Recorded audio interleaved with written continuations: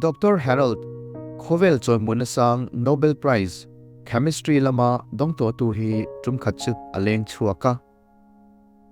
ka ko ha chuan a train professor dangi buwa uncle duna anti thi dun ta a uncle frandon chuan Dr. Harold chuan Jonah nena karon to tir chakhan khoilam tangin nge karon kal tin azota Professor Jonah chuan khatilam tang khan tin aron kanalam chu ako huwa ani chuan o alo mo me tu chuan po ke to tina ni chu atia akal ta zela a Haihawt om khop mai rilukal khadeu wang ni in an soi trina Dr. Harold ang me ma Haihawt chu kanilo tura ngaila kan Haihawt deu hi chuan thil chin chia pe ve thungila a tha khopang chin china tur notebook te emo smartphone hi pangtrang kai ila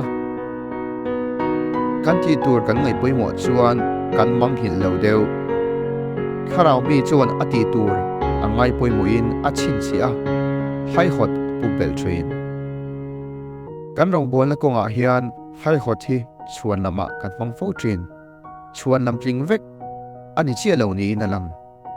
Trisel lo awanga Haihawt te om ve bok ma sela atam zo khi chuan kan ngai poimo dana zirin kan theigilin kan theigil lo mai ni na lang rong bol na konga kan ti tur enga wa wa a milo remind ro kan ti china chuan kan theigil fawang chu ti rualin kan ngai poimo tak tak chu kan theigil mang lova kan theigil pal kan nau chuan smartphone changkam tak kan neya chunga chuan min shil non remind thei turin mangtang kaila